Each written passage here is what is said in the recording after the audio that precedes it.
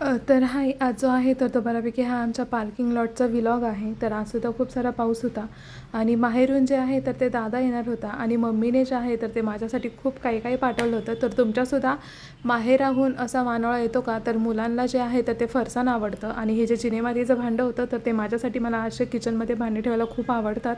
तर हे फरसाण जे आहे तर ते मुलांसाठी पाठवलं होतं, एक माऊ आणि एक कौस्तुभसाठी, कारण दोघंजण भांडण करतात त्यामुळे दोघांना सेपरेट पाठवलेलं. आणि त्यानंतर खूप सारं लोणचं मला आवडतं, तर त्यामुळे मम्मीने जे आहे तर ते लोणचं पाठवलं होतं दादाजवळ. हे जे सगळं सामान आहे तर ते घेऊन दादा आला होता. आणि ऑब्वियसली आता बाहेर पाऊस पडतो आहे, तो छान असं किचनचं जे चिकनचं जे सूप आहे तर ते करणार होते. तर इथे आलं आणि लसूण जे आहे तर ते बऱ्यापैकी किसून घेतले, त्यामध्ये थोडीशी हळद टाकली. तुम्ही यामध्ये कांदा जो आहे तर तो बारीक चिरलेला तो देखील ॲड करू शकता आणि हिरवी मिरची, आणि त्यामध्ये तुम्ही ना कोथिंबीरसुद्धा जी आहे तर ती ग्रेव्ही करून किंवा आपली जी कापून आहे तशी टाकू शकता. त्यानेसुद्धा जे आळणी सूप आहे तर त्याला खूप छान असा टेस्ट येते किंवा भन्नाट लागतं.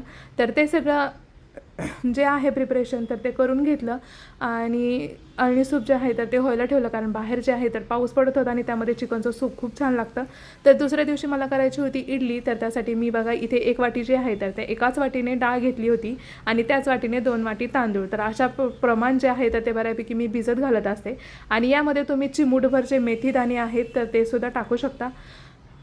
आणि त्यानंतर इथे जे आहे तर ते चिकनची भाजी करणार होते आणि त्या चिकनच्या भाजीसोबत छान अशी गरमागरम ज्वारीची भाकरी. तर अशी जी आहे मेजवानी तर ती कोणाकोणाला आवडते ते कमेंट्स करून नक्की सांगा. चॅनल नवीन असा चॅनलला फॉलो केलं नसेल तर एकदा आवर्जून फॉलो करा. तर भाकरी करून झाल्यानंतर संध्याकाळी जे आहे तर ते आपण भिजत घातलेल्या अशा पद्धतीने मिक्सरमध्ये बारीक करून घेणार आहोत.